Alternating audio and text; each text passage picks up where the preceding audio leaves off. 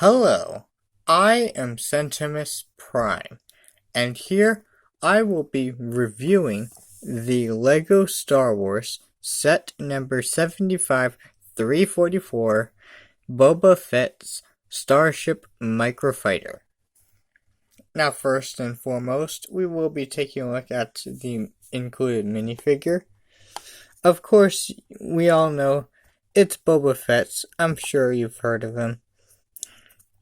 He's the bounty hunter guy from Star Wars. It's very popular, I'm sure. But taking a look at the minifigure, you can tell. Now, taking a look at the minifigure, you might tell that's first of all, you might tell that my lighting isn't quite getting like his darker details. Like, some of his details aren't really showing as great on camera. Like you can see on the face, on the helmets, there's supposed to be some maroon detailings, but my lighting, is that possible to see on camera? I don't know. There is maroon here, but because it is a dark color blending in with black, it's a darker color blending in with the black, and it's making the helmet look odd. And then the dark green next to here ain't really helping things. It's really just blending in with the maroon, making it look black as well. It's very odd. Now, in person, this doesn't look bad at all. It's just that my lighting ain't quite getting it right.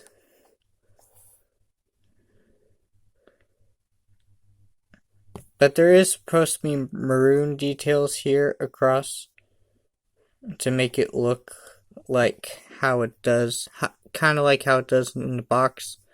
In person, the maroon is a bit darker than it does on the box, and that's totally fine.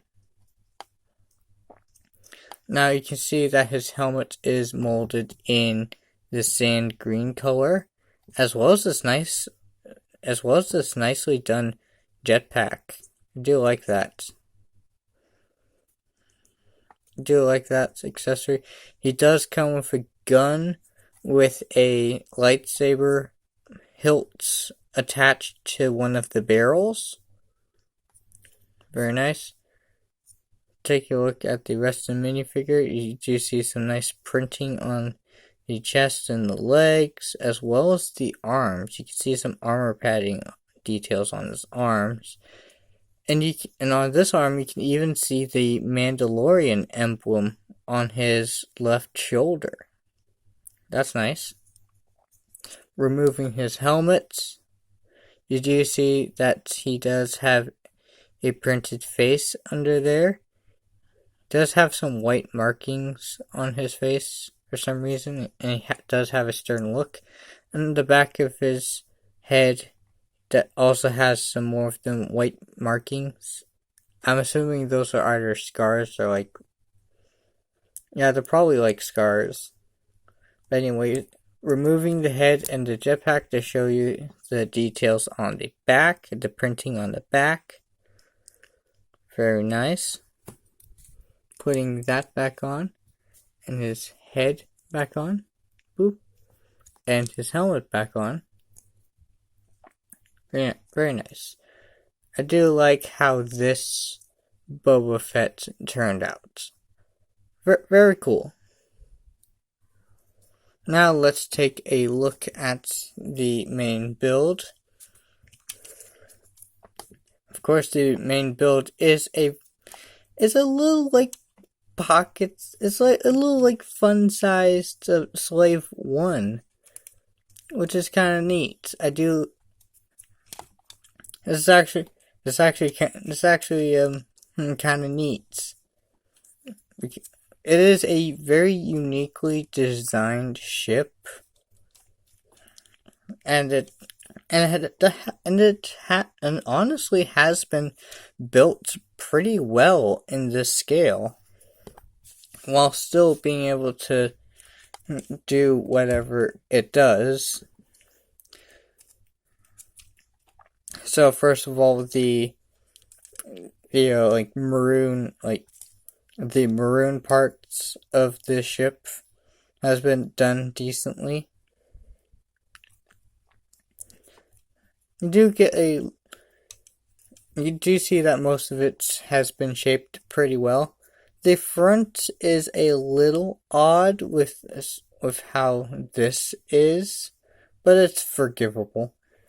I do enjoy that. Here's how it looks from the bottom. You do see that they've included some like thruster details and stuff like that. Very nice. It does have a windscreen piece, though it's not really how they would say airtight. Oh, it's really not that big of a deal. Here we have like this like tail section of the build. It's been done nicely. It also has these flick fire missiles attached to them. Very nice. Very cool. I do like that. So, and also these wings here can also each rotate 360 on each wing. I'm personally not that big on like leaving this part exposed, but it's understandable, especially at this scale. You see, on the tail, you do get a couple of these flick fire missiles, and I can actually like show you how these work. They're pretty simple and self-explanatory. Basically just flick at the back and that wasn't supposed to happen. Let's just pretend that didn't happen, okay? Good, thank you. Now, as I was saying, it's pretty self-explanatory. You just flick the back end of this missile and works pretty well. You can do it over and over again. Very nice. Again, let's pretend that this didn't happen.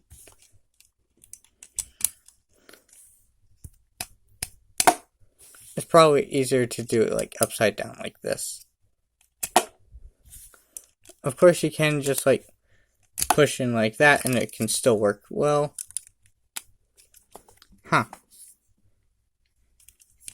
Not sure why it's falling apart so easily on camera.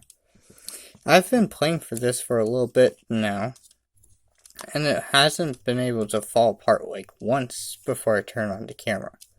Maybe it's just camera shy.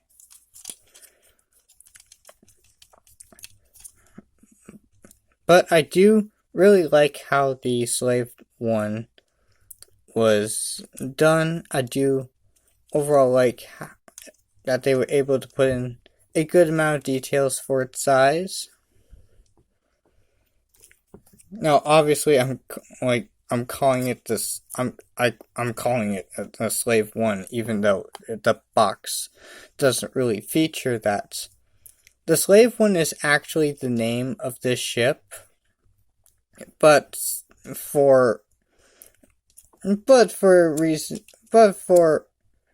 understandably, they don't want to market certain words like that onto their packaging. So it's understandable. To me, it's just a case of sacrificing some accuracy for some decency, you know? It's understandable. Now moving on to some more functionality. You can lift up the windscreen, and you can even sit Boba Fett down into the...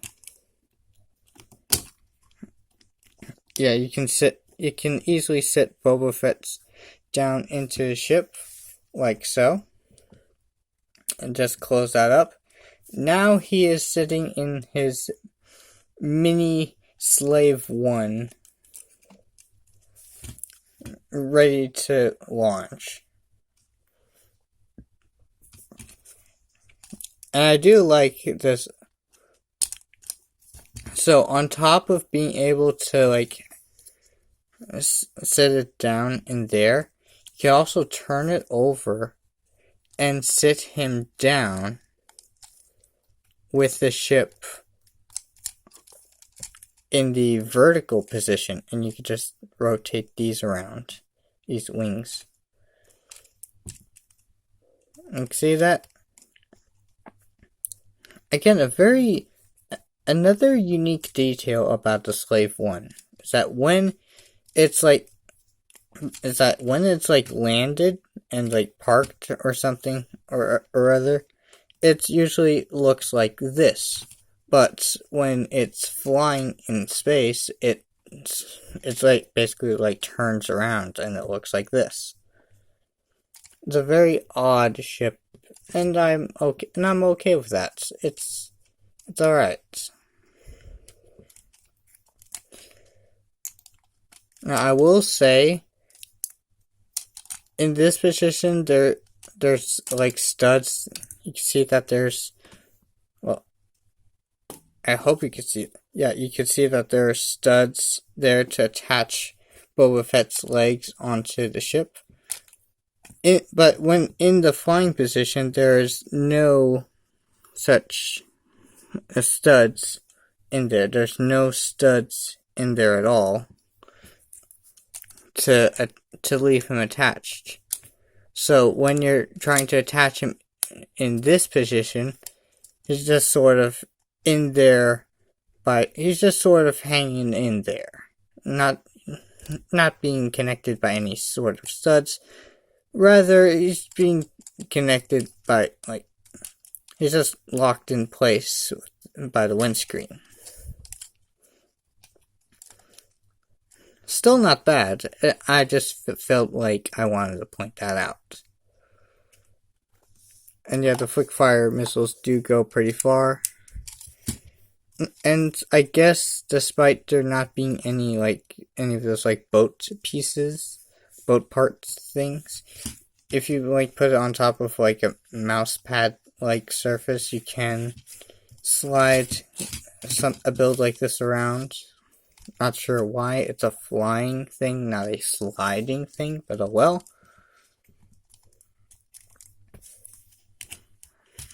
And there you have that.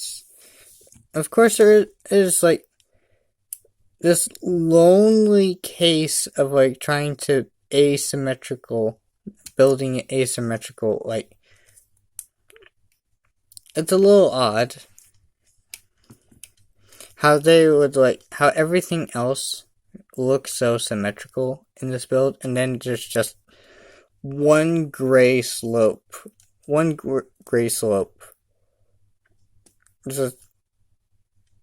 just one gray slope there, just randomly there. There's no other like asymmetrical details about it. I'm personally not bothered by that, but there might be like some people who have like OCD and would try to like replace this with another dark green one, and I'm okay with that. But the way it is, I personally really like it. So overall, I do really like this set. It's a nice,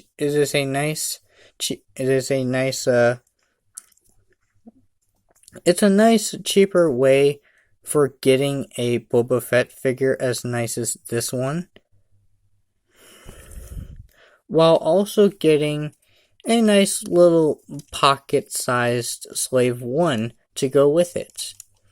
You can also like play around with it and Or heck, if you were just getting this for the minifigure and didn't care about building a slave 1 of this size, you could just use the parts for your builds. Like, there's a lot of neat parts in here that will be really useful for mock making. And the slave 1 itself, I do enjoy it. Has some flick fire missiles. There's some nice like sitting position options. There's enough here. There's enough here that would make me recommend getting this, despite having a lower like price to part ratio than other sets. I do enjoy this one, and I honestly do recommend it. And that'll be it. If you enjoyed this review, consider to like and subscribe, and maybe even comment if you want. And of course, I will be posting again sooner or later.